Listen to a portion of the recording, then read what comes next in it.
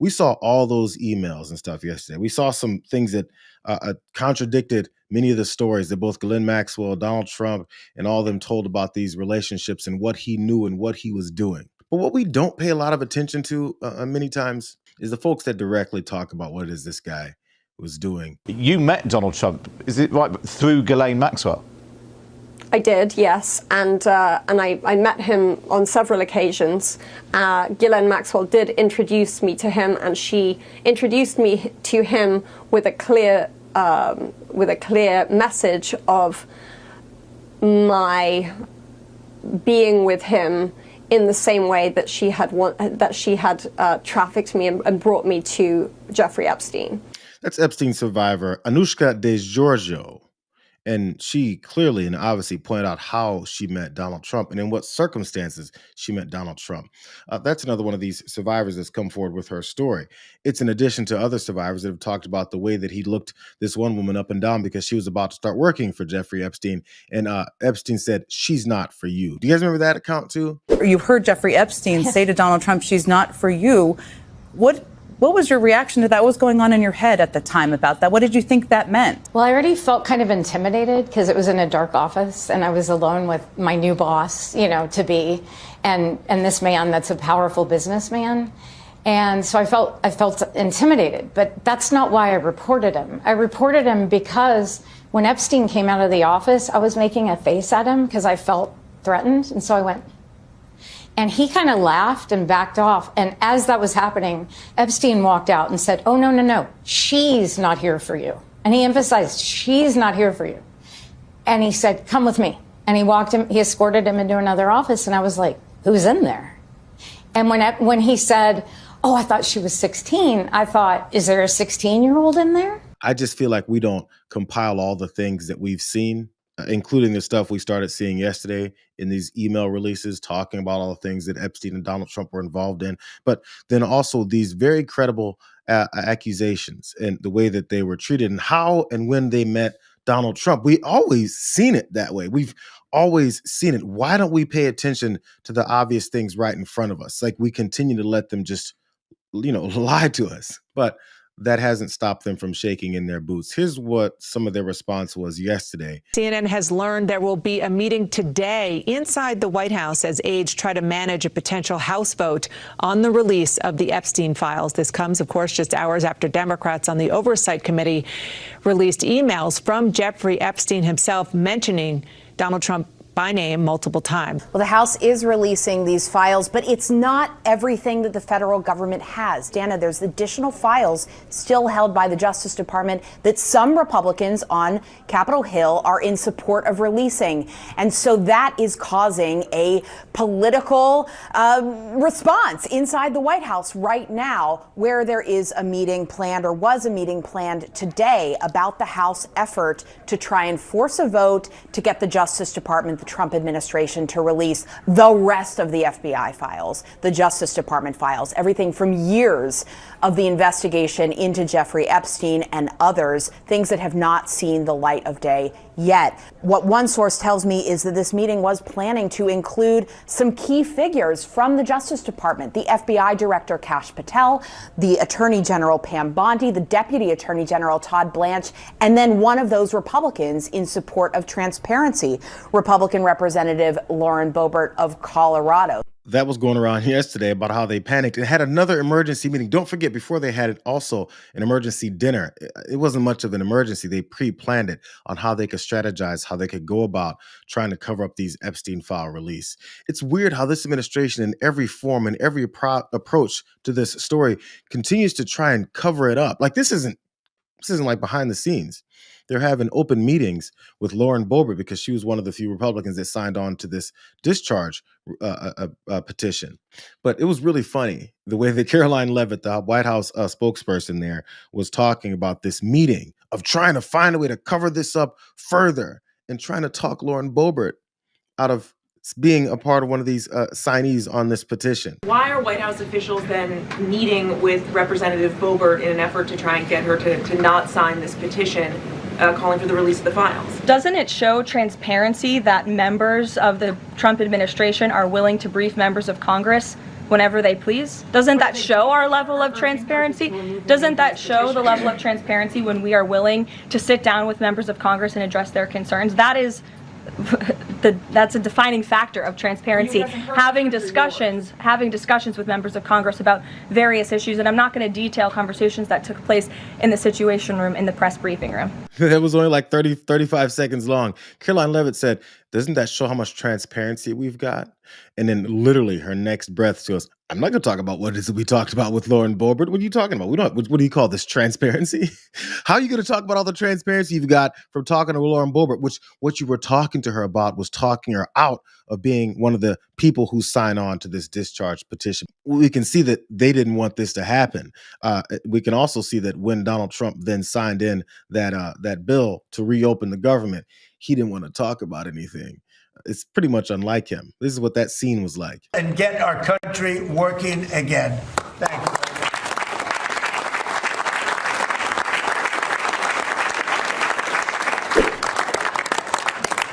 Okay, thank you very much. I don't know if you have questions. I think we really have a really great situation. We have a country that we love, and we have a country that's in great shape. As you know, we have over $18 trillion invested in our country by other people and countries. That's a record. There's never been a country that had so much, and that money's going into also building new auto plants, new AI plants, new everything. We've never had a time like this. Thank you very much, everybody. Mr. President, are you prepared to negotiate with Democrats now? Mr. President, on Jeffrey Epstein. Thank you very much. Thank you guys for going. Mr. President, can you respond to these Epstein emails that were released today? Well done, Mr. President. This fool had the knee-jerk reaction of saying, I'm not sure if there's any questions, and then something clicked in his brain. He goes, oh, wait, not today. Today is when they're going to ask me about all these release of these files. No more questions. He started off by asking for questions. I'm not sure if there's any questions, but now that I think about it, no, I don't want to answer any questions. This is the vow that Adelita Grijalva, finally newly sworn in Congresswoman, has to say about what it is she's going to do. But first, let's do the swearing in. I'd like to see the ceremony. Do you solemnly swear or affirm that you will support and defend the Constitution of the United States against all enemies, foreign and domestic, that you will bear true faith and allegiance to the same, that you take this obligation freely without any mental reservation or purpose of evasion, and that you will well and faithfully discharge the duties of the office on which you are about to enter, so help you God? I do. Congratulations, you're now a member of the 119th Congress. I know, it probably isn't. I'm reading too much into it. But Mike Johnson's little chuckle at the end sounded a little nervous. Okay, you're in. Congratulations, you're now a member of the 119th. But she did take her first opportunity to then speak on the House floor, and she let her intentions be known. Who have experienced violence and exploitation, including Liz Stein and Jessica Michaels, both survivors of Jeffrey Epstein's abuse. They are here in the gallery with us this evening. Thank you for being here. Just this morning, House Democrats released more emails showing that Trump knew more about Epstein's abuses than he previously acknowledged. It's past time for Congress to restore its role as a check and balance on this administration and fight for we, the American people. That is why I will sign the discharge petition right now to release the Epstein files. You pick up one more person signing on, they're trying to pick off Lauren Boebert, which, by the way, reports said that Lauren Boebert decided to stand by this principle when it comes to signing on to this discharge petition. I guess they barked up the wrong tree. They expected her to want to fold to more of this. So I guess good on her for that. The reason that Kash Patel is still back there sweating his ass off is because they don't have to just get it from them. There's more information than what the Department of Justice has that they're covering up. I'm going to be honest with you guys. I actually went through the files this weekend in depth. Donald Trump is not only named over and over in them, it is discussed this trial in which he was accused of raping a 13-year-old at Epstein's house. There is extensive discussions about a subpoena of Donald Trump in one of Jeffrey Epstein's cases in which he was accused for rape and sexual abuse. He was subpoenaed and gave a deposition in that case. There is extensive discussion between Donald Trump, Ghislaine Maxwell, and Mr. Wolf about not only Trump coming to his house, but Epstein says in these emails that he has photographs of Trump with girls. Damn, that's not good. Matter of fact, it's all the stuff that we had heard about and seen before. There's been plenty of victims that come forward and talk about the disgusting things that Donald Trump has done to them. There's been lawsuits. There's been judgments. Donald Trump has lost a lot of cases surrounding his predatory behavior. Let's put it that way. They're shaking in their boots. Donald Trump is sweating his ass off. It's why he continues to be so mad and lash out, because the information isn't always coming from where he controls it. Sarah Longwell talks about that. The trove of emails that we got were not from what the DOJ and FBI have. They were from the Epstein estate. And I do wonder what else is in the Epstein estate. Like, that's where we got the birthday card. That's where we got these troves of emails. So part of what I think has got them probably panicking a little bit is they don't know what's just sitting around in boxes somewhere that could implicate him, that are from long time ago. And that stuff could continue to come out, and Democrats can continue to get it out. Videotapes. Yep. Like, just videotapes of him being around, like, is really embarrassing. Don't forget that birthday card thing that they denied right after then it was confirmed, and then they decided to say, oh, well, yeah, we were just playing. They've been exposed so many times for trying to cover things up that they have no control over. This is when it's getting worse. More attention and eyes are on this. I don't know to what degree the Epstein estate is giving them more information. Maybe that's where Representative Stansberry got her information from, about the potential videos and pictures and accounts and accusations from children about Donald Trump, as they try and flood the zone, talking about how everyone that met Donald Trump said that he was on the up and up. No, they didn't. Absolutely not. Stop accepting that lie. Tara Palmieri also talks about some of the horrible things that happened, but also the reason why there could be a treasure trove of information that Pam Bondi can't control. Even when they raided his house before the first arrest in Palm Beach, they took out tons of video footage. The survivors that I've talked to have said that they always felt like they were being recorded. If you look inside the New York Times article, when they just did an entire expose on his house, you saw cameras everywhere, and even in the bedrooms. He was running a almost KGB style blackmail operation. I remember, I don't know if you guys saw this. I don't think it got tons of attention, but it was fascinating to me. A few months ago, there was this long, extensive expose into Jeffrey Epstein's New York house, flat, whatever the hell it was. It was big.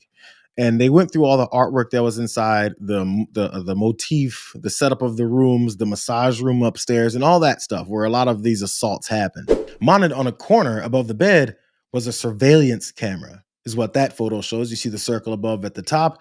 There's a surveillance camera that's over the bed and is in the bedroom area. And then also the article pointed out that this is now nearby, near the spa area where massages were held. More pictures of the adjoining room that was next to that bedroom. As you can see, the motif is quite similar. There was a second camera that can be seen in this room as well. Not sure if it's on the back end, if it takes other angles and shots of what it is that's going on in this room. Everything was getting recorded. So people that have this belief that Jeffrey Epstein, part of his motivation was that he worked with some intel agencies and internationally and basically blackmailed tons of people, have a lot of reasons to believe that, because there was cameras everywhere. And also people are acting really weird in positions of power right now and trying to cover this up and trying to not talk about it, or in trying to lie over and over again about it. One of those people, obviously, is getting nailed here by Representative Jasmine Crockett. This is the President of the United States standing beside his best friend, Jeffrey Epstein. As we all know, Mr. Epstein is one of the most notorious sexual predators in American history. For 8 weeks, the Republicans on this committee have chosen to protect these two men instead of providing justice to Mr. Epstein's victims. Now the administration is panicking. First, they campaigned on releasing the Epstein files. Then AG Bondi and Associates did a photo op with the files. And she said, and I quote, "The Epstein list is on my desk." Then somehow the Epstein list didn't exist. Then the Epstein files became a Democratic hoax. Now the president is supposedly supportive of releasing the files, even though he's currently ignoring a congressional subpoena to do so. Now the president is simply crashing out. And it's because he can't seem to explain his special decades-long relationship with one of the most prominent sexual predators in American history. It's already public that he's in the Epstein files, but his administration is hiding the context of his involvement, if any, with Mr. Epstein's horrific crimes. It's good sometimes to go back through. That was just some of the excuses and the history just of this year of them working really hard to, one, promote this whole thing. Then after they seen what's in it, and Donald Trump knew the whole time, which is kind of odd on top of it, then try to backpedal and talk about how it's someone else, to close the investigation, then start it back up, to say that we actually didn't want these files out, to then say that we did. But actually, once these files are out, we can't have these folks' names be in there, because their names being in it means that they're going to get re-victimized. Not the victims, but the perpetrators. Like, they're all over the place. It's actually really hard to keep track of. I've left off many things, I'm sure, as well, too.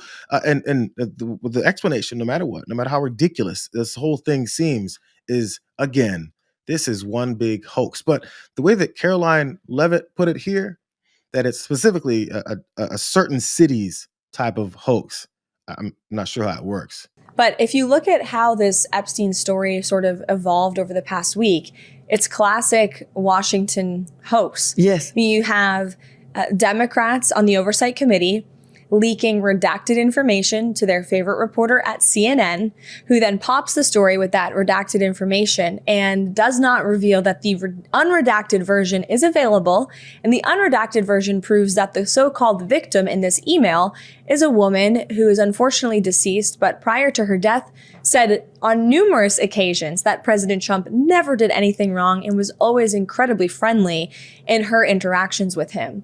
And so it's a purposeful leak to try to manufacture this news cycle to drag the president. And we've seen this play out so many times. It is a classic playbook of the Democrats using their friends in the fake news to spin up a narrative about the president. This idea that there's files that the DOJ is hiding or that this administration is not being transparent is just totally false. It's a fallacy. And I understand people have questions, and when you're on the outside, you're skeptical of government, and people should be. But there is literally nothing to hide, and President Trump has maintained that this entire time. And so, again, this is a classic playbook being run by the Democrats. Classic Washington Democrat playbook of a hoax. And your only defense is Donald Trump has been steadfast in lying that he knows nothing about this, that he's completely uninvolved. Well, that is after he had mentioned before, Mike Johnson said, his mouthpiece said that Donald Trump was the whistleblower. He blew the lid off this whole thing, told on Jeffrey Epstein. How is it he knew nothing about this if he was also the whistleblower? That is before Mike Johnson took it back when someone asked him for details of what it is he was talking about. They're flailing. They're all over the place. They're afraid. And I understand that. Protecting pedophiles is kind of stressful, because people might realize that you just might be one. But since we're talking about Jeffrey Epstein, and since we're talking about these potential ties that Donald Trump has with his rich and connected and powerful friends, he said so, not me. He said a really good friend of mine who wants to remain anonymous gave me $130 million and broke some more rules to do so. And a friend of mine, talking about donors, a friend of mine, a man that's great, I'm not going to use his name unless he lets me do it.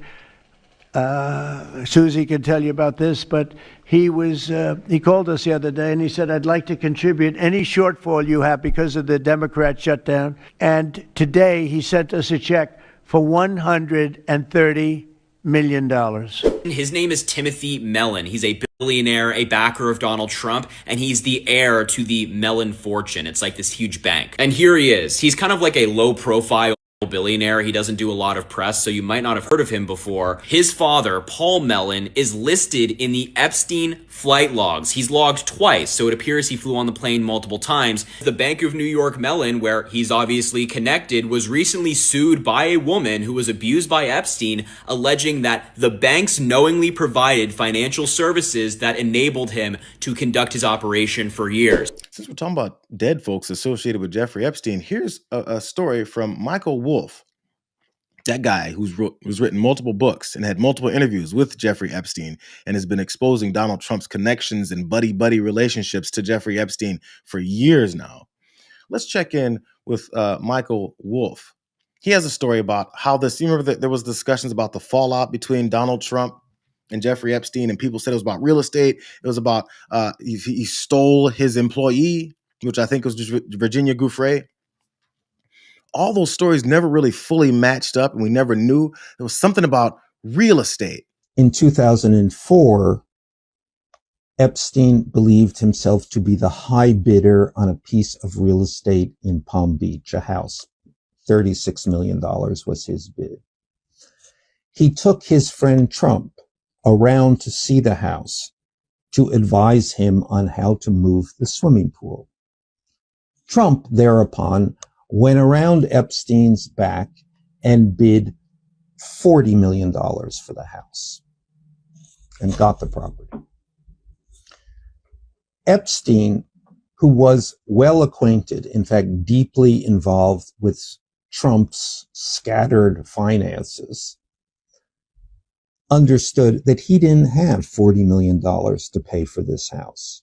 Now, if that was the case, it was someone else's $40 million. At the time, Epstein believed this to be the $40 million of a Russian oligarch by the name of Rybolev. Less than 2 years later, this same house that Trump had bought for $40 million was sold for $95 million. And it was, in fact, sold to Mr. Rybolev. This is all a red flag of money laundering. That's part one. There's a lot more than Michael Wolff has to say, but really fast. So there was a bit of a real estate dispute, and Donald Trump went behind Jeffrey's back, bought the property that he wanted, that he was very jazzed about, but didn't have $40 million. Went through some Russian guy, and then it seems to be to make $55 million. Just want to have a quick recap of how this whole falling out, again, according to Michael Wolff, who wrote many books and talked to Jeffrey Epstein intimately about his life, was sharing. Here's part two of that fallout. What Epstein did, and he was furious about losing this house. I mean, there's something about these guys that nothing rouses them so much as a real estate betrayal. Epstein, after the sale of this house, after Trump went around his back, got this house, Epstein began to threaten him. He began to threaten him with lawsuits. He began to threaten him with going to the press and saying that Trump was a front man for a money laundering deal. Trump panics at this point, and Epstein believed, and he believed to his dying day, that it was Trump who went to the police, Trump who was fully acquainted with what was going on at Epstein's house, fully acquainted for many years.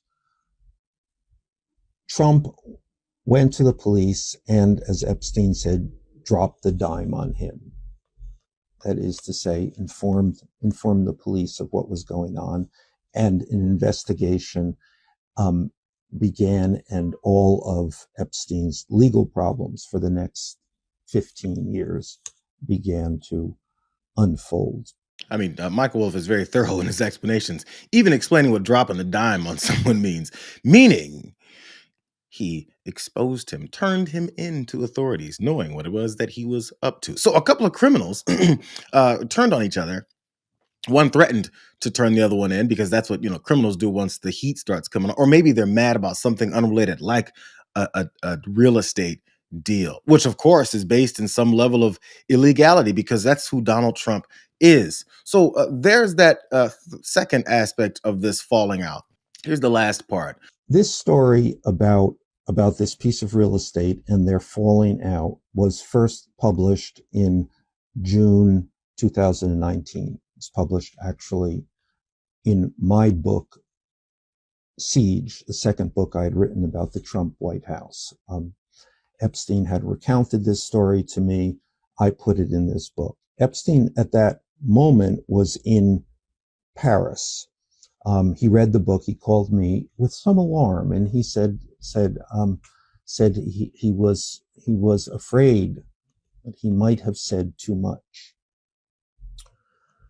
3 weeks later, he returned to the United States from Paris and was promptly arrested on the tarmac of Teterboro Airport in New Jersey when his plane landed. And then all the rest fell apart for Jeffrey Epstein and his child sex trafficking ring.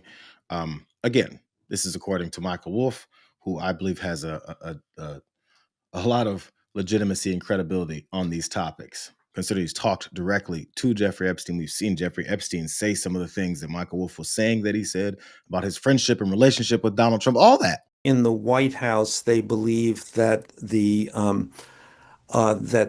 story in the Wall Street Journal about the birthday greeting that Donald Trump, the salacious birthday greeting that Donald Trump sent Jeffrey Epstein in 2003 on the occasion of his 50th birthday was a leak from the Maxwell family.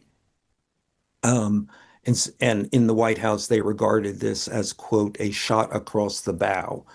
So a threat, if that Ghislaine had damaging material on Donald Trump. So Donald Trump's lawyer went down, and I expect to try to figure out exactly what Ghislaine Maxwell has. Your deputy attorney general sat down with her recently. Well, let me tell you, he's a very talented man. His name is Todd Blanche. He's a very legitimate person, very high. I just a very highly thought of person, respected by everybody. So I know this. I didn't discuss it with him, but anything he talked about with her, or the fact that he did that, not unusual, number one, and most importantly is something that would be totally above board. So you don't have to believe him, but I'm just playing what is that he's saying. I just want to point out how disgusting. Again, every time we talk about anything that comes to this started with this whole deal with getting $130 million from Donald Trump's good friend, who's the heir to this billion dollar family of this bank, who's caught up with some issues with the Jeffrey Epstein survivor. Just want to point that out.